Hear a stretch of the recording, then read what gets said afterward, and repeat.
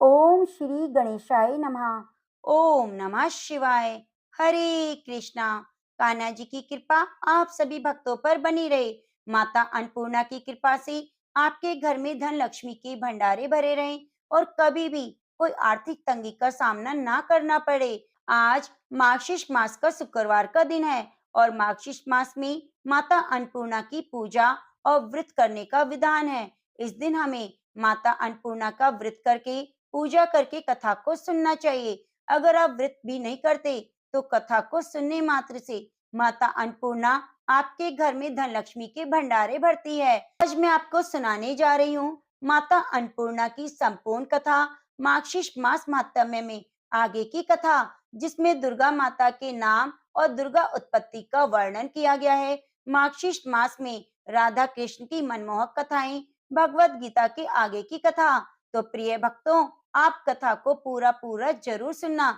कथा सुनाने से पहले आप सभी का दिल से धन्यवाद कि आप हमारी कथाओं को बड़ी ही श्रद्धा से सुनते हैं और कमेंट बॉक्स में भगवान के प्रति अपनी आस्था को व्यक्त करते हैं। जो भी भक्त कमेंट बॉक्स में अपनी आस्था को व्यक्त करता है, भगवान उसकी सभी मनोकामनाओं को पूरी करें। तो आइए सबसे पहले गणेश भगवान का नाम लेकर गणेश जी की कथा से आज की कथा का शुभ आरंभ करते हैं। तो प्रेम से बोलो गणेश भगवान की जय। एक बार की बात है, भगवान भोलेनाथ और माता पार्वती दोनों कार्तिकेय जी और गणेश जी की विवाह की चर्चा कर रहे थे। तभी वहां पर गणपति आए और माता पिता को प्रणाम करके खड़े हो गए। तब माता कहती है, आओ पुत्र, हम तुम्हारी बात कर रहे थे। तब गणेश जी बोले, वो क्या बात है? माता बोली, हम तुम्हारे विवाह की बात कर रहे हैं। तब गणेश जी ने कहा, हे माँ, हे पिताजी, मैं विवाह नहीं करूंगा, इसलिए आप मेरे लिए परेशान ना हो। हे पिताजी, मैं इस विवाह बंधन में नहीं बंधना चाहता। यह कहकर गणेश जी तप के लिए एक जंगल में चले जाते हैं और तप करने लगते हैं। तभी वहां पर एक राजकुमारी आती है और गणपति जी का एक अजीब सा रूप देखकर उन पर मोहित हो जाती है और उनकी तपस्या भंग करने लगती है। तब गणेश जी की तपस्या भंग हो जाती है। जब गणेश जी की तपस्या भंग हो जाती है, तो भगवान श्री गणेश उस स्त्री से कहते हैं, हे देवी, तुम कौन हो और मेरी तपस्या क्यों भंग कर रही हो? फिर देवी ने कहा, हे प्रभु, मैं तुलसी हूँ और वर की तलाश में निकली हूँ। आप मुझे अपने योग्य वर लगे, इसलिए मैं आपकी तपस्या भंग कर रही थी। तब गणेश जी बोले, हे देवी, मैं तुमसे विवाह नहीं कर सकता, क्योंकि मैंने विवाह ना करने की ठानी है और मैं अपने माता पिता की सेवा करना चाहता हूँ। बस मैं विवाह के चक्कर में नहीं पड़ना चाहता, इसलिए आप अपने लिए कोई और वर देख लीजिए। फिर राजकुमारी तुलसी को क्रोध आ गया। वह गणेश जी को श्राप देती है और कहती है, तुमने मेरा अपमान किया, इसलिए आगे जाकर तुम दो स्त्रियों के पति बनोगे। और ज्यादा अपमान शब्द कहने लगी।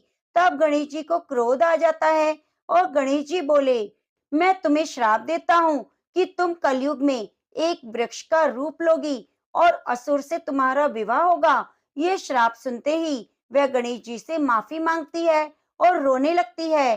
तब गणेश जी उसे रोता देखकर क्षमा कर देते हैं और तुलसी को वरदान देते हैं, तुम कलयुग में पूजी जाओगी।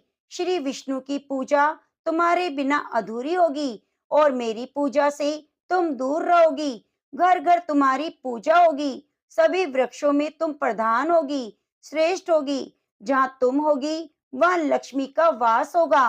और इस तरह से गणेश जी माता तुलसी को वरदान देकर वहां से चले जाते हैं।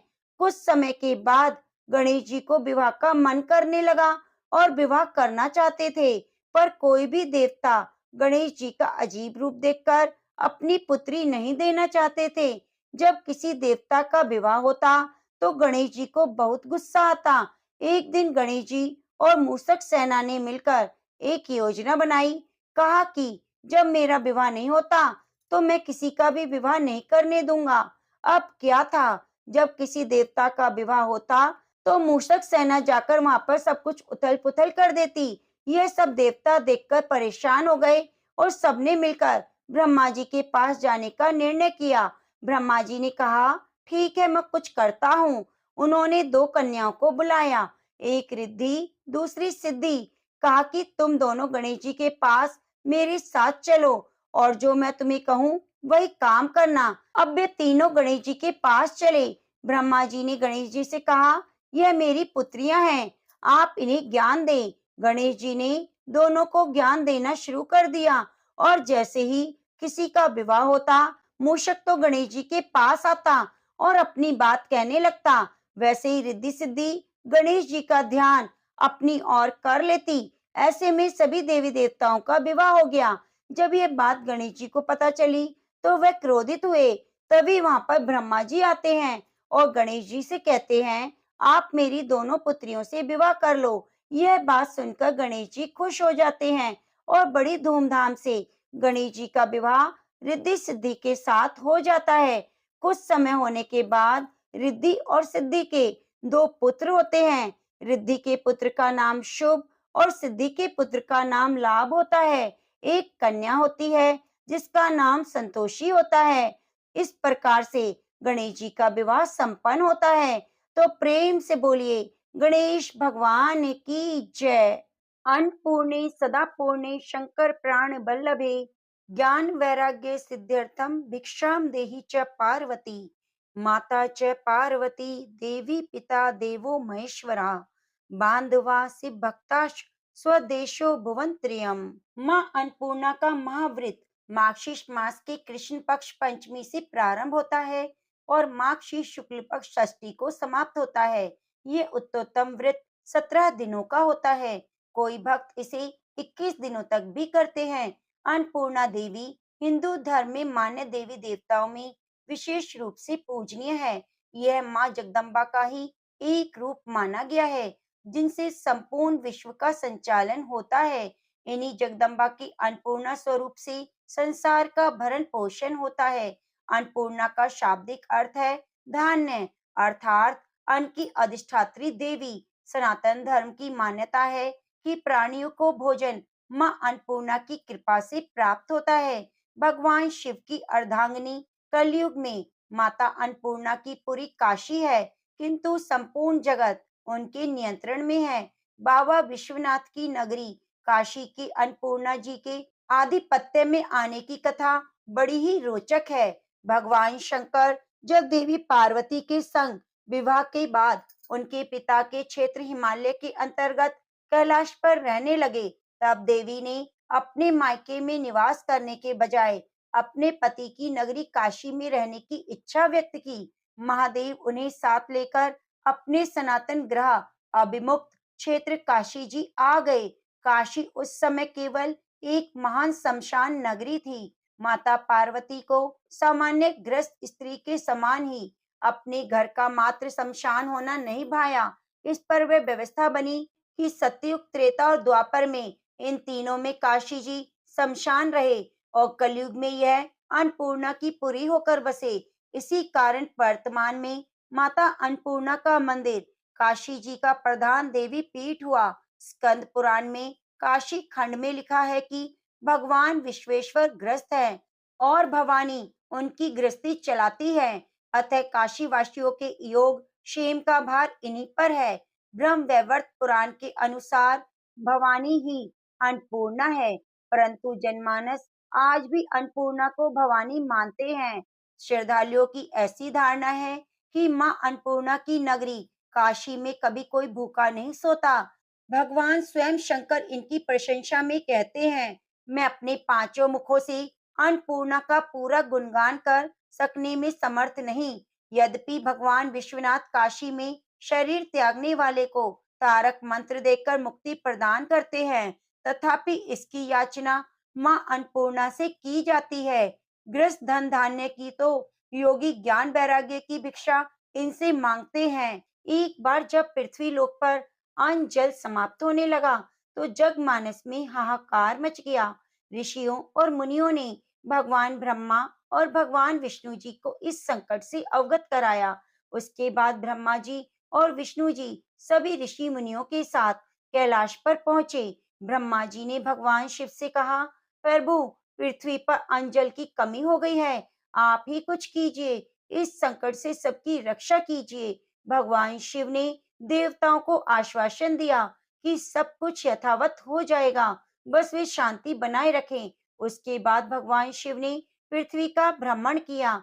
उसके बाद माता पार्वती ने अन्नपूर्णा रूप ग्रहण किया। भगवान शिव ने भिक्षु का रूप धारण करके माता अन्नपूर्णा से भिक्षा लेकर पृथ्वीवासियों में अन्न जल वितरित किया। इस प्रकार सभी प्राणियों को अन्न और जल की प्राप्ति हुई। सभी ने माता अन्नपूर्णा की जय जयकार की। तभी से प्रतिवर्ष मार्गशीर्ष पूर्णिमा के दिन अन्नपूर्णा जयंती मनाई जाने लगी। यह वह दिन था जिस दिन माता ने अन्नपूर्णा रूप में जन्म लेकर भगवान शिव को भिक्षा दी थी और माता अन्नपूर्णा की पूजा की जाने लगी।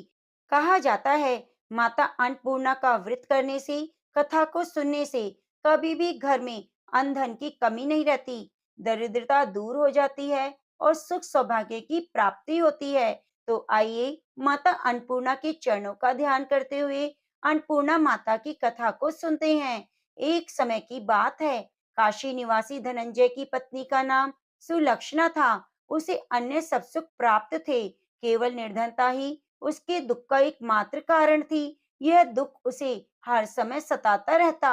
एक दिन सुलक्षणा पति से बोली, स्वामी, आप कुछ उद्यम करो तो काम चले, इस प्रकार काम कब तक चलेगा? सुलक्षणा की बात धनंजय के मन में बैठ गई। वे उसी दिन विश्वनाथ शंकर जी को प्रसन्न करने के लिए बैठ गया और कहने लगा, हे देवादिदेव विश्वेश्वर, मुझे पूजा पाठ नहीं आती, केवल आपके भरोसे बैठा हूँ। इतनी विनती करके वे 2-3 दिन भूखा प्यासा बैठा रहा। यह देखकर भगवान शंकर ने उसके कान में अन्नपूर्णे, अन्नपूर्णे, अन्नपूर्णे इस प्रकार 3 बार कहा। यह कौन क्या कह गया? इसी सोच में धनंजय पड़ गया कि मंदिर से आते ब्राह्मणों को देखकर पूछने लगा, पंडित जी, अन्नपूर्णा कौन है? ब्राह्मणों ने कहा, तू अन्न छोड़ बैठा है, सो तुझे अन्न की बात सूझती है, जब घर जाकर अन्न ग्रहण कर। धनंजय घर गया, स्त्री से सारी बात कही। वह बोली, नाथ, चिंता मत करो, स्वयं शंकर जी ने यह मंत्र दिया है, वे स्वयं ही खुलासा करेंगे। आप फिर जाकर उनकी आराधना करो। धनंजय फिर जैसा का तैसा पूजा में बैठ गया। रात्रि में शंकर जी ने आज्ञा दी और कहा, तू पूर्व दिशा की तरफ चला जा। वह अन्नपूर्णा का नाम जपता जाता और रास्ते में फल खाता, झरनों का पानी पीता जाता। इस प्रकार कितने ही दिनों तक चलता गया। वहां उसे चांदी सी चमकती वन की शोभा देखने में आई, सुंदर सरोवर देखने में, और उसके किनारे कितनी ही अप्सराएं झुंड बनाए बैठी थी। एक कथा सुनती सब मिलकर मां अन्नपूर्णा इस प्रकार बार बार कहती। यह अगन मास, मार्गशीर्ष मास की उजेली रात्रि थी और आज से ही व्रत का आरंभ था। जिस शब्द की वह खोज पर निकला था, उसे वह वहां सुनने को मिला। धनंजय ने उनसे जाकर पूछा, हे देवियों, आप ये क्या करती हो? उन सब ने कहा, हम मां अन्नपूर्णा का व्रत करती हैं। धनंजय ने पूछा, व्रत पूजा करने से क्या होता है? ये किसी ने कब किया है? कब किया जाए? कैसा व्रत है? कैसी विधि है? मुझे बताओ। वे कहने लगी, इस व्रत को हर कोई कर सकता है। 21 दिन तक के लिए 21 गांठ का सूत लेना चाहिए।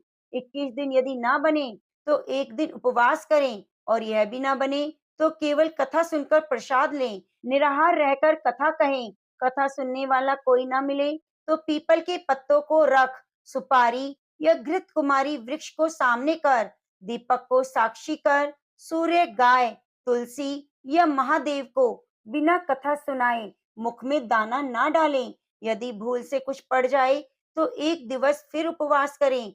व्रत के दिन क्रोध ना करें, झूठ ना बोलें। धनंजय बोला, इस व्रत के करने से क्या होगा? वे कहने लगी, इसके करने से अंधों को नेत्र मिलता है, लूलों को हाथ मिले, निर्धन को धन मिले, बांझी को संतान, मूर्ख को विद्या आए। जो जिस कामना से व्रत करे, माँ उसकी इच्छा पूरी करती है। वह कहने लगा, मेरे पास भी धन नहीं, विद्या नहीं, कुछ भी तो नहीं, मैं तो दुखिया ब्राह्मण हूँ, मुझे इस व्रत का सूत दोगी? हाँ भाई, तेरा कल्याण होगा, हम तुझे अवश्य देंगे। ये लो व्रत का मंगल सूत्र। धनंजय ने व्रत किया। व्रत पूरा हुआ, तभी सरोवर में से 21 खंड की सुवर्ण सीढ़ियां हीरा मोती जड़ी हुई प्रकट हुई। धनंजय जय अन्नपूर्णा अन्नपूर्णा कहता जाता इस प्रकार कितनी सीढ़ियां उतर गया तो देखता है करोड़ों सूर्यों से प्रकाशमान अन्नपूर्णा का मंदिर है। उसके सामने सुवर्ण सिंहासन पर माता अन्नपूर्णा विराजमान है। सामने भिक्षा हेतु शंकर भगवान खड़े हैं। देवांगनाएं चंवर डुलाती हैं। कितनी ही हथियार बांधे पहरा देती हैं। धनंजय दौड़कर जगदम्बा के चरणों में गिर गया। देवी उसके मन के कलेश को जान गई। धनंजय कहने लगा, माता आप तो अंतर्यामिनी हो, आपको अपनी दशा क्या बताऊं। माता बोली, मेरा व्रत क्या है, जा संसार तेरा सत्कार करेगा। माता ने धनंजय की जिह्वा पर बीज मंत्र लिख दिया। अब तो उसके रोम रोम में विद्या प्रकट हो गई। इतने में क्या देखता है कि वह काशी विश्वनाथ के मंदिर में खड़ा है। माँ का वरदान ले धनंजय घर आया। सुलक्षणा से सब बात कही। माताजी की कृपा से उसके घर में संपत्ति उमड़ने लगी। छोटा सा घर बहुत बड़ा हो गया। जैसे शहद के छत्ते में मक्खियां जमा हो जाती हैं, उसी प्रकार अनेक सगे संबंधी आकर उसकी बड़ाई करने लगे। कहने लगे, इतना धन, इतना बड़ा घर, इतना सुंदर घर, लेकिन संतान नहीं, इस कमाई को कौन भोगेगा। सुलक्षणा से संतान नहीं है, इसलिए तुम दूसरा विवाह करो। अनिच्छा होते हुए भी धनंजय को दूसरा विवाह करना पड़ा। सती सुलक्षणा को सौत का दुख उठाना पड़ा। इस बार दिन बीत गए, फिर अगन मास आया। नए बंधन से बंधे पति से सुलक्षणा ने कहलाया कि हम व्रत के प्रभाव से सुखी हुए हैं, इस कारण यह व्रत छोड़ना नहीं चाहिए। ये माता जी का प्रताप है जो हम इतने संपन्न और सुखी हैं। सुलक्षणा की बात सुन धनंजय उसके यहाँ आया और व्रत में बैठ गया। नई बहू को इस बात की खबर नहीं थी। वे धनंजय के आने की राह देख रही थी। दिन बीतते गए। व्रत पूर्ण होने में 3 दिवस बाकी थे। नई बहू को खबर पड़ी। उसके मन में ईर्ष्या की ज्वाला दहकने लगी। सुलक्षणा के घर आ पहुंची और उसने वहां भगदड़ मचा दी।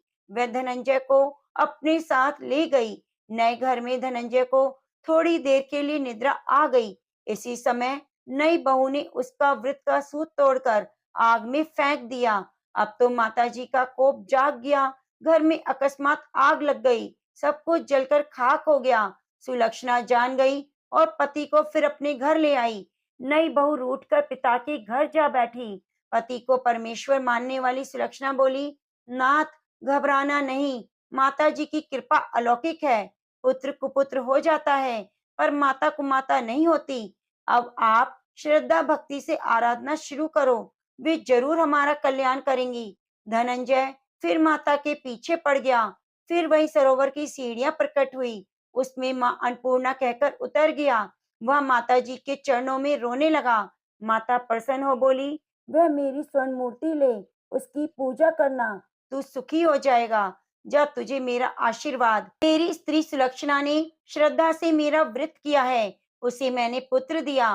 धनंजय ने आंखें खोली तो खुद को काशी विश्वनाथ के मंदिर में पाया। वहां फिर से उसी प्रकार घर आया। इधर सुलक्षणा को दिन चढ़े और महीने पूरे होते ही पुत्र का जन्म हुआ। गांव में आश्चर्य की लहर दौड़ गई। इस प्रकार उसी गांव के निसंतान सेठ के पुत्र होने पर उसने माता अन्नपूर्णा का मंदिर बनवा दिया। उसमें माताजी धूमधाम से पधारी गईं। यज्ञ हुआ। धनंजय को मंदिर के आचार्य का पद दे दिया।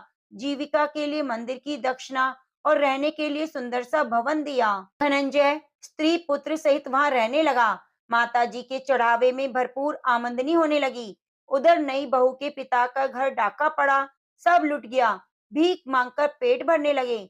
सुलक्षणा ने यह सुना तो उसे बुला लिया और अपने घर में रख लिया और उनकी अन्न वस्त्र का प्रबंध कर दिया। धनंजय, सुलक्षणा और उसका पुत्र माताजी की कृपा से आनंद से रहने लगे। माताजी ने जैसे उनके भंडार भरे वैसे सबके भरना। तो प्रेम से बोलो, माँ अन्नपूर्णा की जय। हे माता अन्नपूर्णा, आपकी जो कथा को कहे सुने, हुंकारा भरे, उनकी सदैव मनोकामनाओं को पूरी करना।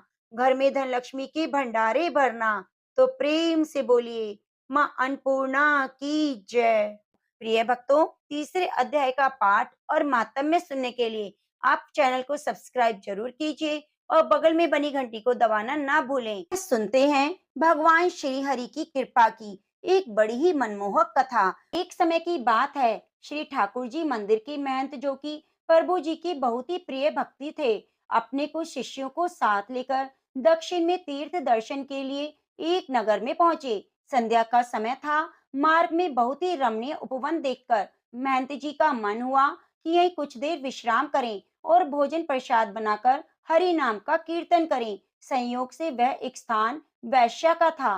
वैश्या वहीं पास के भवन में रहती थी। महंत जी और उनके शिष्यों को इस बात का पता नहीं था कि जिस जगह वह रुके हैं, विश्राम भोजन प्रसाद कर रहे हैं, वह स्थान एक वैश्या का है। वैश्या भी दूर से अपने भवन से हरिभक्तों की क्रियाओं का आनंद ले रही थी। द्वार पर बहुत सुंदर सुंदर श्वेत वस्त्र धारण किए हुए अपने साथ अपने ठाकुर जी को लाए। आज मानो संतों के प्रभाव से पाप आसक्त उस वैश्या के हृदय में भी प्रभु का प्रेम उपजा और स्वयं को सौभाग्यशाली जानने लगी। उसने सोचा संतों की पूजा में कोई विघ्न न हो। यह जानकर उसने अपने बारे में कुछ नहीं बताया और दूर से ही अपने भवन से ठाकुर जी के दर्शनों का आनंद लेती रही। जब सभी संतों का भोजन प्रसाद और संकीर्तन समाप्त हुआ, तो अंत में वैश्या ने एक थाल में बहुत सारी स्वर्ण मुद्राएं लेकर महंत जी के सामने प्रस्तुत हुई और महंत जी को प्रणाम किया और बताया कि यह स्थान मेरा ही है, मैं यहाँ की मालकिन हूँ। महंत जी को बड़ी प्रसन्नता हुई और यह जानकर आभार व्यक्त करते हुए उन्होंने भी कहा, ये बहुत ही रमणीय स्थान है, हमारे ठाकुर जी को भी बड़ा पसंद आया है। यह स्थान संकीर्तन में भी बड़ा मन लगा। अब वैश्या ने वह स्वर्ण से भरा हुआ थाल महंत जी की सेवा में प्रस्तुत किया। सच्चे संतों का स्वभाव है कि वे बिना जाने किसी की भी अयोग्य व्यक्ति का धन या सेवा नहीं लेते और शास्त्र भी अनुमति नहीं देते। अतः महंत जी ने उस वैश्या से कहा, हम बिना जाने यह धन स्वीकार नहीं कर सकते। आपने किस तरह से यह धन अर्जित किया है? वैश्या ने भी द्वार पर आए संतों से झूठ न कहकर सारी बात सच सच बता दी। मैं एक वैश्या हूँ, समाज के आसक्त पुरुषों को रिझाती हूँ, उसी से मैंने यह धन अर्जित किया है। इतना कहकर महंत जी के चरणों में पूर्ण समर्पण करते हुए फूट फूट कर रोने लगी। वे महंत जी से श्री ठाकुर जी की भक्ति का दान देने का अनुग्रह करने लगी। महंत जी को दया आ गई उसके इस अनुग्रह पर, लेकिन वे बड़े धर्म संकट में पड़ गए। यदि वैश्या का धन स्वीकार किया तो धर्म की हानि होगी। यदि शरण में आए हुए को स्वीकार नहीं किया, मार्ग नहीं दिखाया, तो भी धर्म की हानि होगी। अब महंत जी ने अपने ठाकुर जी का ध्यान किया और उन्हीं को साक्षी कर वैश्या के सामने शर्त रखी और कहा, हम तो यह धन स्वीकार नहीं कर सकते। यदि तुम हृदय से अपने इस बुरे कर्म को छोड़ना चाहती हो, तो ऐसा करो, इस पाप कर्म से अर्जित की हुई सारी संपत्ति को तुरंत बेचकर जो धन आए उससे हमारे ठाकुर जी के लिए सुंदर सा मुकुट बनवाओ। यदि हमारे ठाकुर जी वह मुकुट स्वीकार कर ले, तो समझ लेना उन्होंने तुम्हें माफ करके अपनी कृपा प्रदान की है। वैश्या का मन तो पहले ही निर्मल हो चुका था। महंत जी की आज्ञा शिरोधार्य कर तुरंत ही संपूर्ण संपत्ति बेचकर उसने ठाकुर जी के लिए कई लाख रुपए का सुंदर मुकुट बनवाया। कुछ ही दिनों में वैश्या ने मुकुट बनवाकर अपने नगर से महंत जी के साथ ठाकुर जी के मंदिर के लिए प्रस्थान किया। मंदिर पहुंचते ही जब यह बात सभी ग्रामवासियों और मंदिर के पुजारियों को पता चली कि अब वैश्या के धन से अर्जित मुकुट ठाकुर जी धारण करेंगे, तो सभी अपना अपना रोष व्यक्त करने लगे। महंत जी और उस वैश्या का मजाक उड़ाने लगे। महंत जी सिद्ध पुरुष थे और ठाकुर जी की प्रेम भक्त थे, तो किसी ने भी उनको विरोध करने की चेष्टा नहीं की। अब देखिए, जैसे ही वह वेश्या मंदिर में प्रवेश करने लगी, द्वार तक पहुंची ही थी कि पूर्व का पाप बीच में आ गया। वैश्या वहीं पर रजस्वला हो गई। उसने अपना माथा पीटा और फूट फूट कर रोने लगी। मूर्छित होकर भूमि पर गिर पड़ी। सोचने लगी, संत जी की कृपा प्राप्त हुई, ठाकुर जी का आशीर्वाद प्राप्त होने ही वाला था कि रजस्वला हो गई, मंदिर में जाने के लायक ना रही। सब लोग हंसी उड़ाने लगे। पुजारी भी महंत जी को कोसने लगे। अब महंत जी भी क्या करते? उन्होंने वैश्या के हाथ से मुकुट लेकर स्वयं ठाकुर जी के गर्भगृह में प्रवेश किया। श्री ठाकुर जी को मुकुट पहनाने लगे। इधर महंत जी बार बार मुकुट प्रभु के मस्तक पर रखते, ठाकुर जी धारण ही नहीं करते। मुकुट बार बार ठाकुर जी के मस्तक से गिर जाता। अब तो महंत जी भी निराश हो गए, सोचने लगे हमसे बहुत बड़ा अपराध हुआ। शायद प्रभु ने उस वैश्य को स्वीकार नहीं किया, इसलिए ठाकुर जी मुकुट धारण नहीं कर रहे।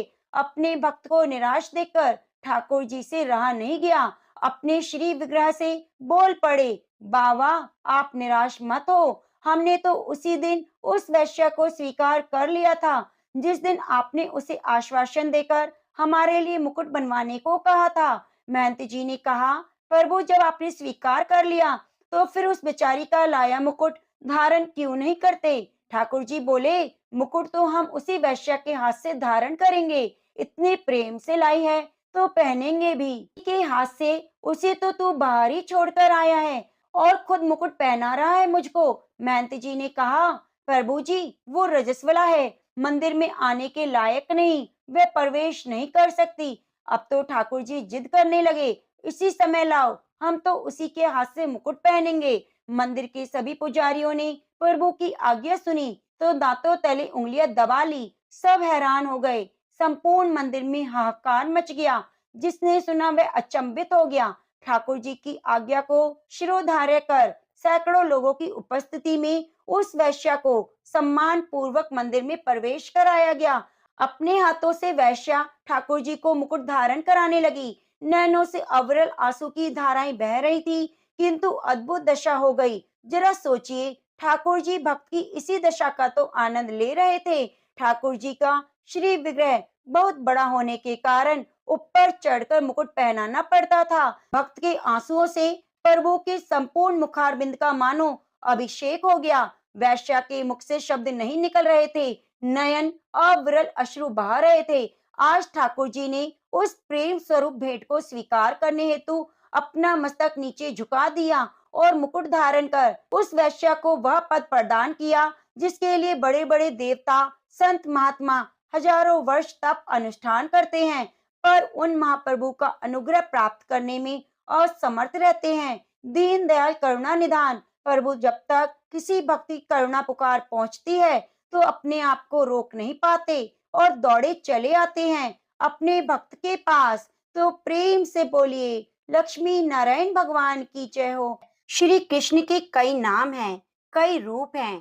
कान्हा जी के भक्त अलग अलग स्वरूपों में भगवान श्री कृष्ण की पूजा करते हैं, उनसे प्यार करते हैं। कोई श्याम कहता है, कोई मोहन, तो कोई गिरधर, कोई बंसीधर, तो कोई कान्हा कहता है, कोई कहता है ठाकुर जी। इसी प्रकार से भगवान के भक्त उन्हें अलग अलग रूपों में पुकारते हैं, प्रेम करते हैं, सेवा करते हैं। इन सभी नामों में एक नाम है लड्डू गोपाल।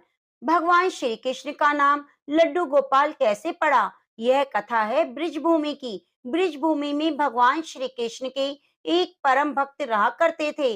उनका नाम कुंभन दास और कुंभन दास का एक पुत्र था जिसका नाम रघुनंदन। कुंभन दास हर समय प्रभु श्री कृष्ण की भक्ति में लीन रहते, पूरे नियम से भगवान की सेवा करते, उन्हें छोड़कर कहीं नहीं जाते ताकि उनकी सेवा में कोई विघ्न ना हो जाए। एक दिन वृंदावन से उनके लिए भागवत कथा करने का न्योता आया।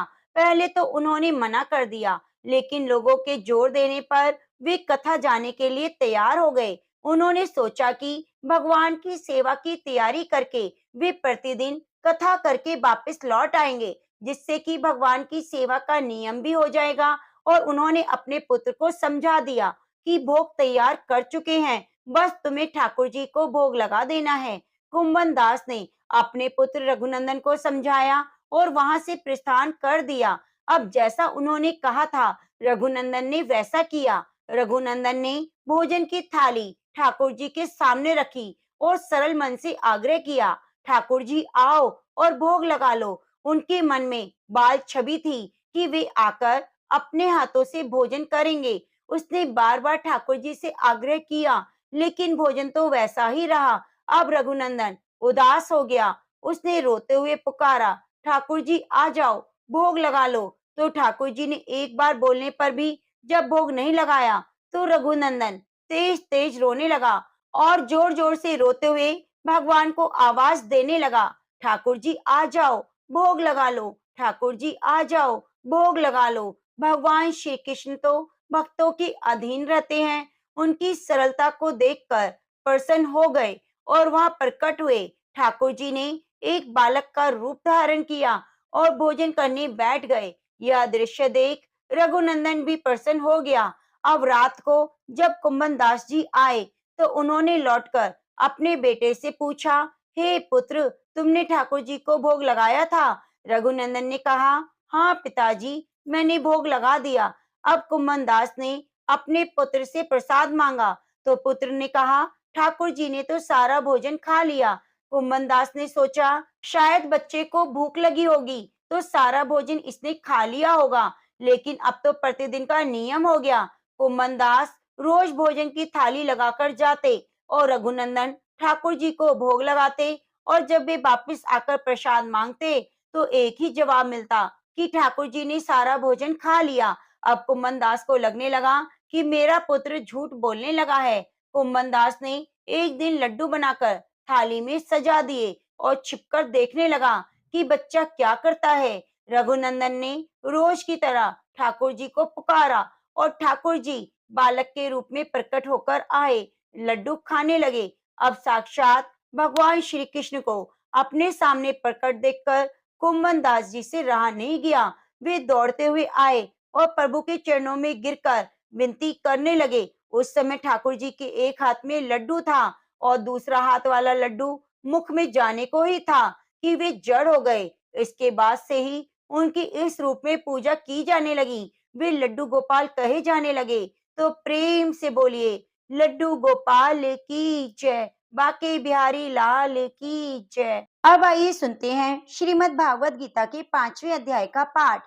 आपने पिछले अध्याय में श्रीमद् भागवत गीता के 5वें अध्याय का महात्म्य सुना था। अगर आपने नहीं सुना तो कृपया आप चैनल पर जाकर संपूर्ण अध्याय का महात्म्य और सार को जरूर सुनिए। उसके उपरांत अर्जुन ने पूछा, हे कृष्ण, आप कर्मों के संन्यास की और फिर निष्काम कर्म योग की प्रशंसा करते हैं, इसलिए इन दोनों में एक जो निश्चय किया हुआ कल्याण कारक होवे उसको मेरे लिए कहिए। इस प्रकार अर्जुन के पूछने पर श्री कृष्ण महाराज बोले, हे अर्जुन, कर्मों का संन्यास और निष्काम कर्म योग ये दोनों ही परम कल्याण वाले हैं, परंतु उन दोनों में कर्मों के संन्यास से निष्काम कर्म योग साधन में सुगम होने से श्रेष्ठ है। इसलिए हे अर्जुन, जो पुरुष न किसी से द्वेष करता है न किसी की आकांक्षा करता है, निष्काम कर्मयोगी सदा संन्यास से ही समझने योग्य है, क्योंकि राग द्वेषादि द्वंद्वों से रहित हुआ पुरुष सुख पूर्वक संसार रूपी बंधन से मुक्त हो जाता है।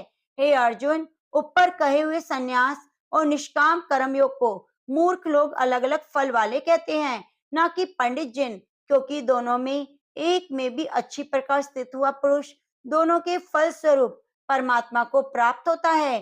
ज्ञान योगियों द्वारा जो परम धाम प्राप्त किया जाता है, निष्काम कर्म योगियों द्वारा भी वही प्राप्त हो जाता है। इसलिए जो पुरुष ज्ञान योग और निष्काम कर्म योग को फल रूप से एक देखता है, वही यथार्थ देखता है।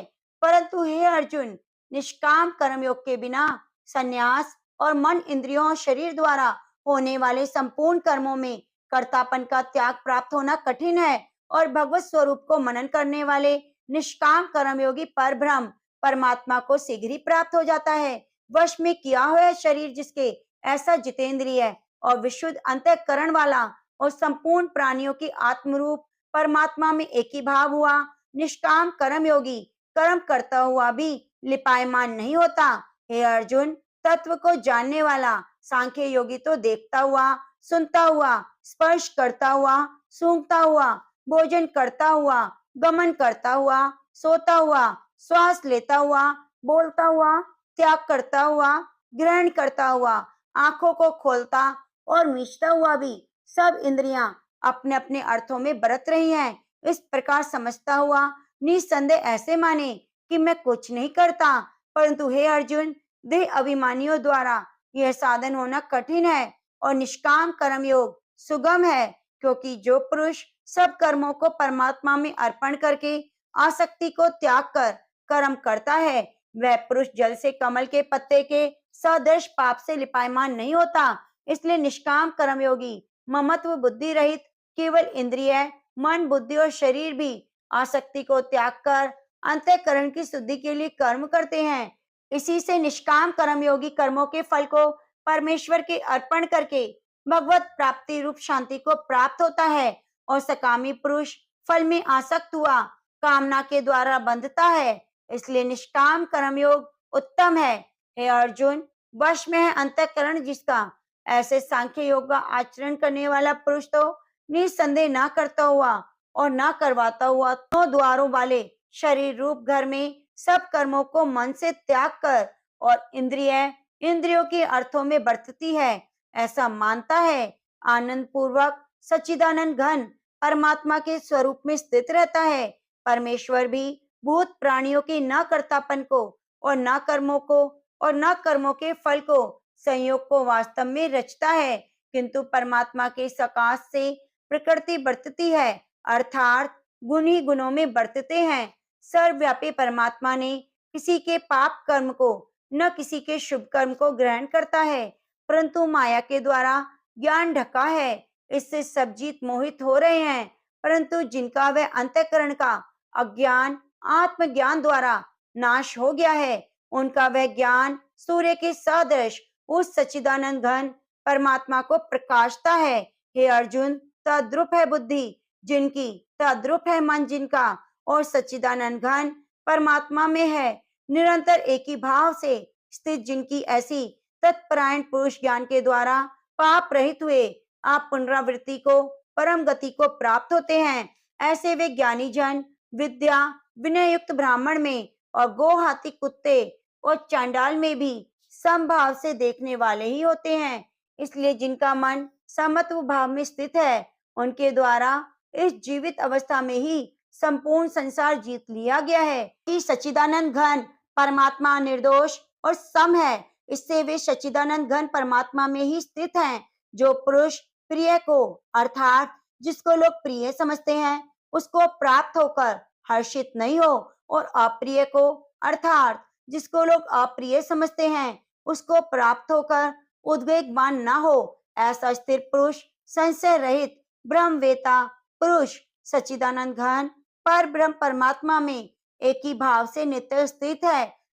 बाहर के विषयों में अर्थात सांसारिक भोगों में आसक्ति रहित अंतःकरण वाला पुरुष अंतःकरण में जो भगवत ध्यान जनित आनंद है उसको प्राप्त होता है, और वह पुरुष सच्चिदानंद पर ब्रह्म परमात्मा रूप योग में एक ही भाव से स्थित हुआ अक्षय आनंद को अनुभव करता है। जो ये इंद्रिय विषयों के संयोग से उत्पन्न होने वाले सब भोग हैं, यद्यपि विषय पुरुषों को सुखपूर्वक भासते हैं, तो भी निसंदेह दुख के ही हेतु हैं और आदि अंत वाले अनित्य हैं। इसलिए हे अर्जुन, बुद्धिमान विवेकी पुरुष उनमें नहीं रमता। जो मनुष्य शरीर के नाश होने से पहले ही काम और क्रोध से उत्पन्न हुए वेग को सहन करने में समर्थ है, काम क्रोध को जिसने सदा के लिए जीत लिया है, वह मनुष्य इस लोक में योगी है, वही सुखी है। जो पुरुष निश्चय करके अंतरात्मा में सुख वाला है और आत्मा में ही आराम वाला है,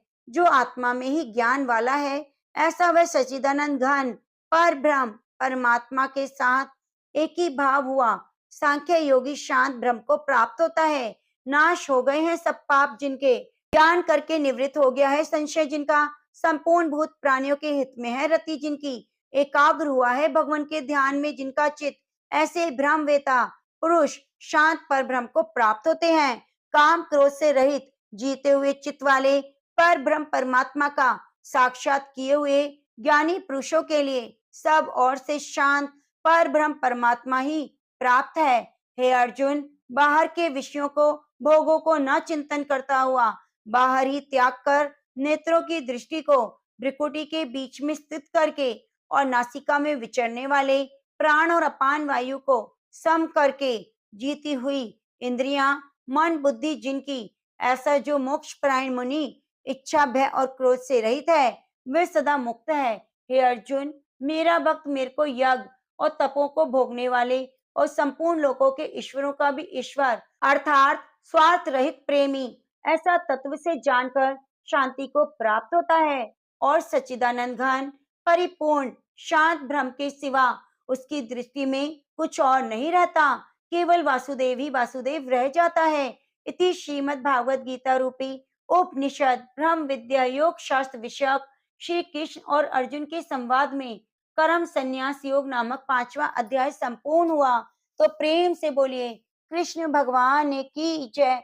प्रिय भक्तों, आगे के अध्याय को सुनने के लिए आप हमारे चैनल के साथ जुड़े रहिए। अगर आपने अभी तक चैनल को सब्सक्राइब नहीं किया है तो बगल में बनी घंटी को दबाकर चैनल को सब्सक्राइब कर लीजिए। अब आइए सुनते हैं मार्गशीर्ष मास महात्म्य की आगे की कथा। इससे पहले के अध्याय में आपने श्री राधा रानी के स्तोत्र और नाम कवच के बारे में सुना। आज आप सुनेंगे माँ दुर्गा के 16 नामों के बारे में और दुर्गा जी की उत्पत्ति कैसे हुई। देवऋषि नारद ने मुनिवर से कहा, हे ब्राह्मण, मैंने अत्यंत अद्भुत उपाख्यान सुना। अब दुर्गा जी की उत्तम उपाख्यान को भी सुनना चाहता हूँ। वेद की कौथुमी शाखा में जो दुर्गा, नारायणी, ईशाना, विष्णु, माया, शिवा, सती, नित्या, सत्या, भगवती, सर्वाणी, सर्वमंगला, अंबिका, वैष्णवी, गौरी, पार्वती और सनातनी, ये 16 नाम बताए गए हैं। वे सबके लिए कल्याणदायी हैं। वेद वेताओं में श्रेष्ठ नारायण, इन 16 नामों का जो उत्तम अर्थ है वे सबको अभिष्ट है। उसमें सर्वसम्मत वेदोक्त अर्थ को आप बतलाइए। पहले किसने दुर्गा जी की पूजा की और दूसरी, तीसरी, चौथी बार किन किन लोगों ने उनकी पूजा की। तब श्री नारायण कहने लगे, हे देवऋषि, भगवान विष्णु ने वेद में इन 16 नामों का अर्थ किया। महामुनि, अभी देवी का वेदोक्त उपाख्यान भी सुनो। पहले परम परमात्मा श्री कृष्ण जी ने सृष्टि के आदि काल में गोलोकवर्ती वृंदावन के रास मंडल में देवी की पूजा की थी। दूसरी बार मधु और कैटभ से वह प्राप्त होने पर ब्रह्मा जी ने उनकी पूजा की। तीसरी बार त्रिपुरारी महादेव ने त्रिपुर से प्रेरित होकर देवी का पूजन किया। चौथी बार पहले दुर्वासा जी के शाप से राज्य लक्ष्मी से भ्रष्ट हुए देवराज इंद्र ने भक्ति भाव के साथ देवी भगवती सती की आराधना की। तब से मुनेन्द्र, सिद्धेंद्र, देवताओं और श्रेष्ठ महर्षि द्वारा संपूर्ण विश्व में सब और देवी की पूजा होने लगी। हे मुने, पूर्व काल में संपूर्ण देवताओं के तेज पुंज से देवी प्रकट हुई थी। उस समय सब देवताओं ने अस्त्र शस्त्र और आभूषण दिए थे।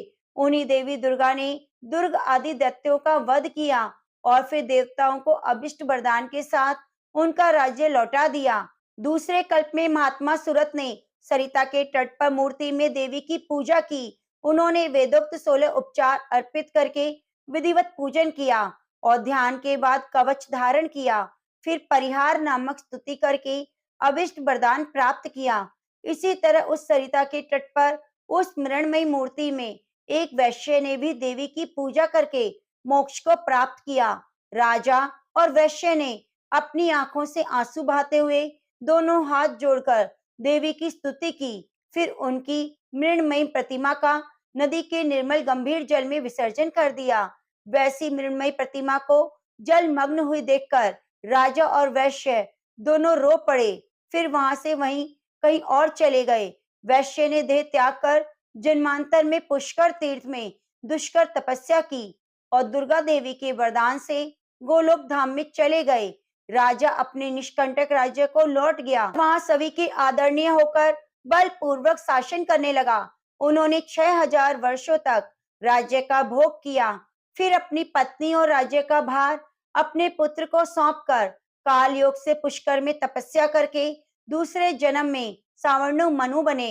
हे वत्स, हे मुनि श्रेष्ठ, इस प्रकार मैंने आगम के अनुसार दुर्गा उपाख्यान का संक्षेप में वर्णन कर दिया।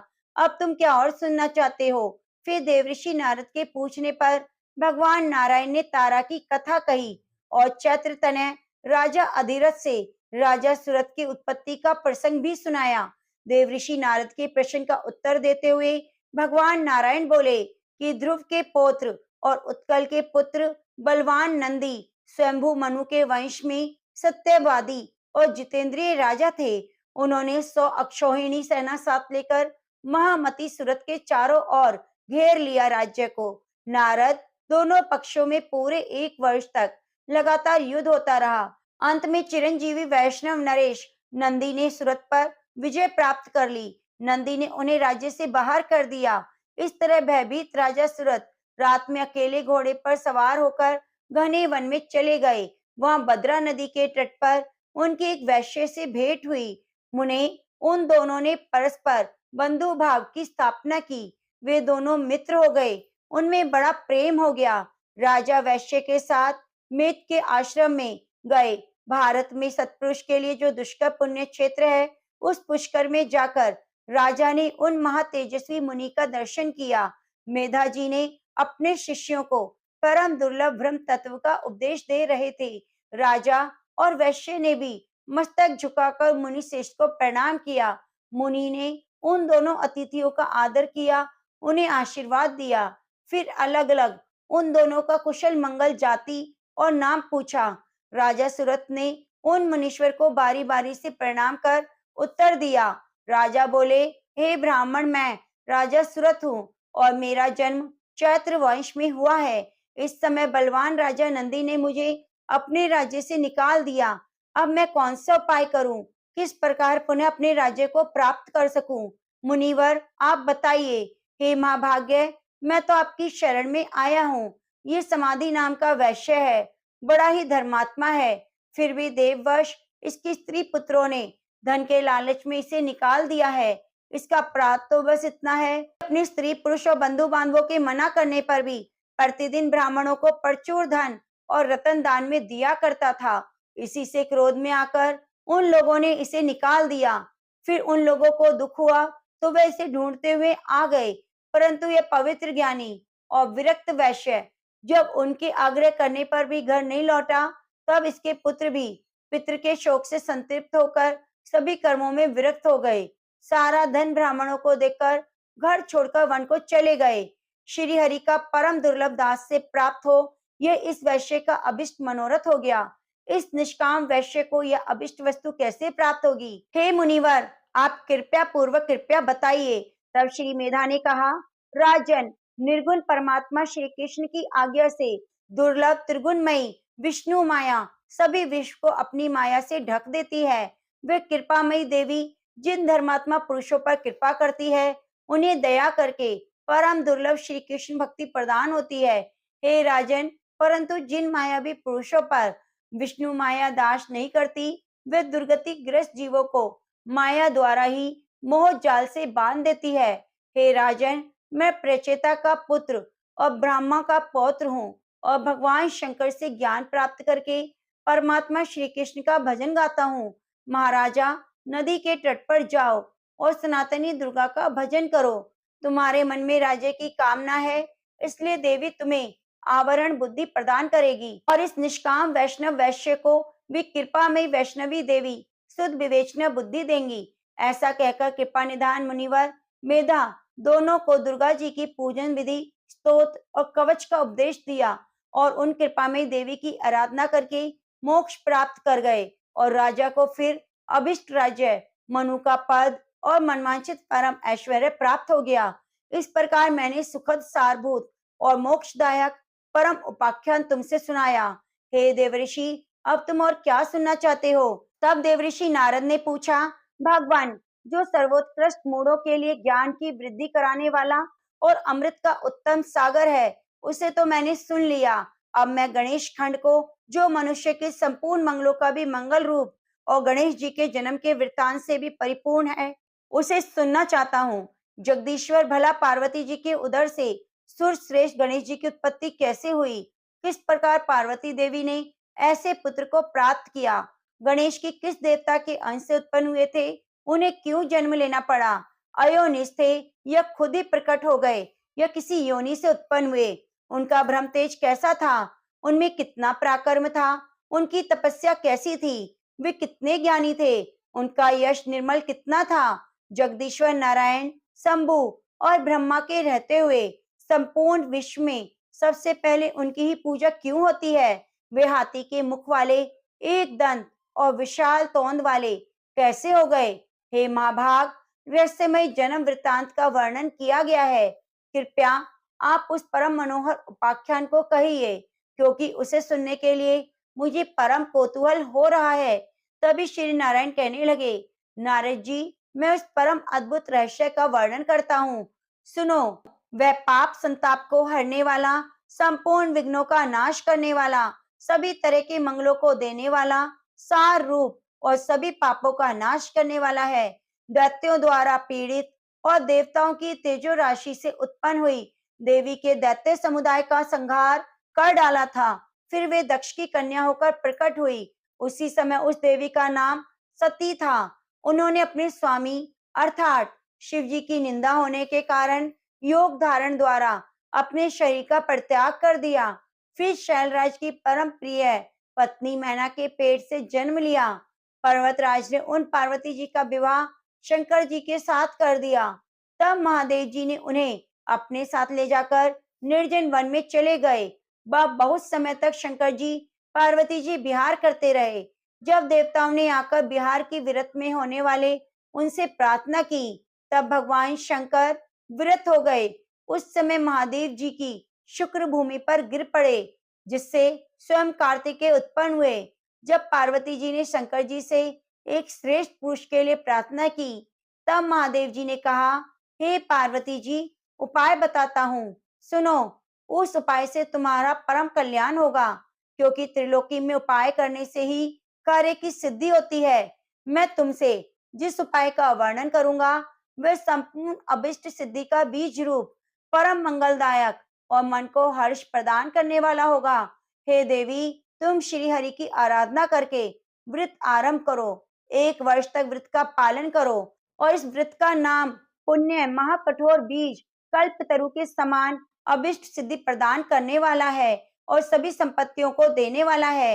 हे प्रिय, जैसे नदियों में गंगा, देवताओं में श्रीहरि, वैष्णवों में शिव, देवियों में तुम, वर्णों में ब्राह्मण, तीर्थों में पुष्कर, पुष्पों में पारिजात, पत्तों में तुलसी दल, पुण्य प्रदान करने वाली एकादशी, वारों में पुण्य व्रत रविवार, मासों में माघ शीश, ऋतुओं में बसंत ऋतु, युगों में कृत युग पूजनीय है। विद्या पढ़ाने वाले गुरु गुरुजनों में माता, धनों में रतन, प्रियजनों में प्रिय बंधु, वृक्षों में कल्पतरु, फलों में आम का फल, भारतवर्ष में वनों में वृंदावन, स्त्रियों में शत्रुपा, पुरों में काशी और तेजस्विनी, सुखदाताओं में चंद्रमा, रूपबान, कामदेव, शास्त्रों में वेद सिद्धि के, कपिल मुनि, वानरों में हनुमान, क्षेत्रों में ब्राह्मण का मुख, यश प्रदान करने वाली विद्या और मनोहारी कविता, व्यापक वस्तु में आकाश, शरीर के अंगों में नेत्र, विभव, हर कथा सुखों में हरि का ध्यान, स्पर्श में पुत्र का स्पर्श, हिंसा में दुष्ट पापों का बोलना, तपस्वनी पवित्र करने वालों में जल शुद्ध पदार्थों में अग्नि, तेजस वस्तुओं में स्वर्ण, मीठे पदार्थों में प्रिय भाषण, पक्षियों में गरुड़, हाथियों में देवराज इंद्र का वाहन ऐरावत, योगियों में कुमार और सनत कुमार आदि देवऋषि हों। हे नारद, गंधर्व में चित्ररथ, बुद्धिमान में बृहस्पति, श्रेष्ठ कवियों में शुक्राचार्य जी, काव्यों में पुराण, स्तोत्रों में समुद्र, क्षमाशील में पृथ्वी, लाभों में मुक्ति, हरि भक्ति पवित्र में वैष्णव, पर्णों में ओमकार, मंत्रों में विष्णु मंत्र।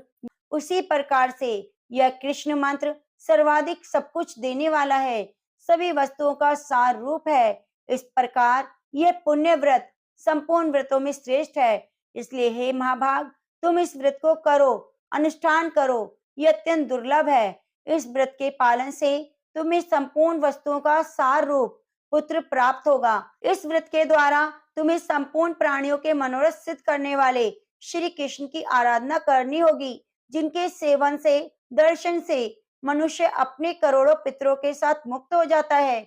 जो मनुष्य विष्णु मंत्र ग्रहण करके श्री हरि की सेवा करता है, वह भारतवर्ष में अपने जन्म को धारण कर सफल कर लेता है और पूर्वजों का उद्धार कर निश्चय वैकुंठ में जाता है और श्री कृष्ण का पार्षद होकर सुख पूर्वक आनंद का भोग करता है। वह भक्त अपने भाई बंधु, वृत्त संगी साथी और अपनी पत्नी का उद्धार कर श्री हरि के परम धाम को प्राप्त हो जाता है। इसलिए हे गिरिजे, तुम भी इस परम दुर्लभ विष्णु मंत्र को ग्रहण करो और इस व्रत काल में इसी मंत्र का जप करो, क्योंकि ये पितरों की मुक्ति का कारण है। ऐसा कहकर भगवान शंकर गिरिजा के साथ तुरंत ही गंगा तट पर गए और प्रसन्नता पूर्वक कवच और स्तोत्र सहित मनोहर विष्णु मंत्र पार्वती जी को सुनाया। फिर उन्होंने पार्वती जी से पूजा की विधि और नियमों का वर्णन किया। हरे कृष्णा। तो प्रेम से बोलिए राधा कृष्ण भगवान की जय। ओम नमः शिवाय। प्रिय भक्तों, आगे की कथा कल के अध्याय में सुनेंगे।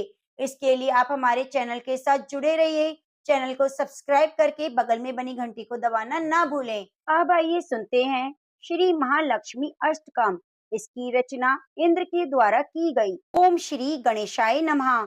समस्त ऐश्वर्यों की अधिष्ठात्री और अपार धन संपत्तियों को देने वाली महालक्ष्मी की आराधना हर दिन करनी चाहिए। महालक्ष्मी की कृपा से वैभव, सौभाग्य, आरोग्य, ऐश्वर्य, शील, विद्या, विनय, ओज और कांति मिलती है। आश्चर्यजनक रूप से असीम संपदा मिलती है। इंद्र द्वारा रचित महालक्ष्मी कृपा प्रार्थना स्तोत्र, जिसमें श्री महालक्ष्मी की अत्यंत ही सुंदर उपासना की गई है। इंद्रकृत महालक्ष्मी कृपा प्रार्थना स्तोत्र की कथा। एक बार देवराज इंद्र ऐरावत हाथी पर चढ़कर जा रहे थे। रास्ते में दुर्वासा मुनि मिले। मुनि ने अपने गले में पड़ी माला निकालकर इंद्र के ऊपर फेंक दी, जिसे इंद्र ने ऐरावत हाथी को पहना दिया।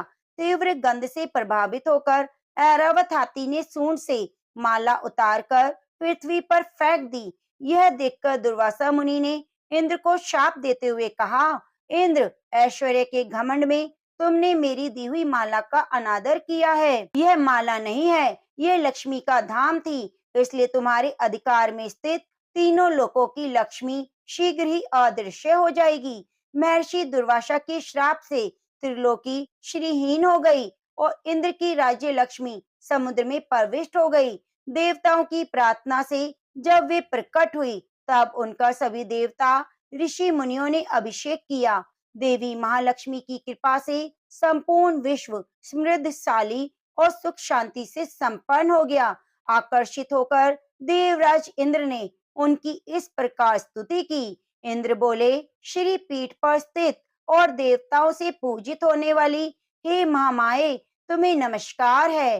हाथ में शंख, चक्र और गदा धारण करने वाली हे महालक्ष्मी, तुम्हें प्रणाम है। गरुड़ पर आरूढ़ हो कोलासुर को भय देने वाली, सभी पापों को हरने वाली हे भगवती महालक्ष्मी, तुम्हें प्रणाम है। सब कुछ जानने वाली, सबको वर देने वाली, समस्त दुष्टों को भय देने वाली, सभी दुखों को दूर करने वाली हे महालक्ष्मी देवी, तुम्हें नमस्कार है।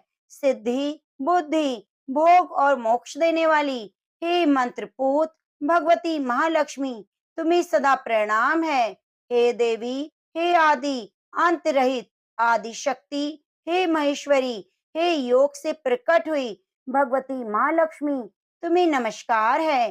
हे देवी, तुम स्थूल, सूक्ष्म और महारौद्र रूपिणी हो, महाशक्ति हो, महोदरा हो और बड़े बड़े पापों का नाश करने वाली हो।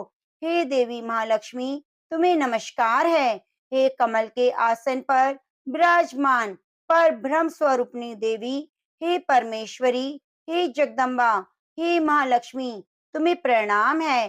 हे देवी, तुम श्वेत और लाल वस्त्र धारण करने वाली और नाना प्रकार के अलंकारों से विभूषित हो, संपूर्ण जगत में व्याप्त हो, अखिल लोक को जन्म देने वाली हो। हे माता लक्ष्मी, तुम्हें मेरा प्रणाम है।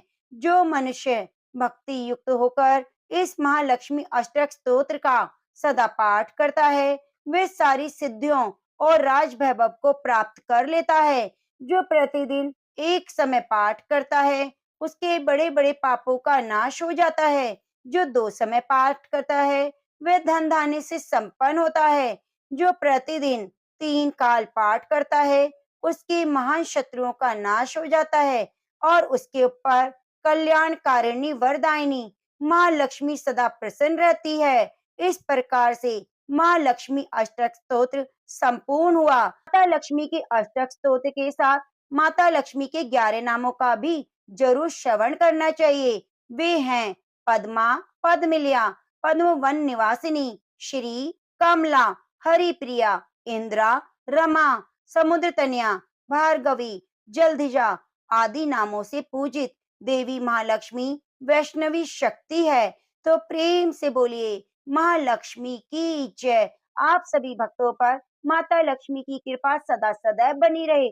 आप चैनल को सब्सक्राइब करके बगल में बनी घंटी को दबाना ना भूलें। हमारे चैनल पर नित्य नियम से मार्गशीर्ष मास की कथाएं और व्रत कथा भी सुनाई जाती हैं, तो कृपया आप उन सभी कथाओं को जरूर जरूर सुनिए।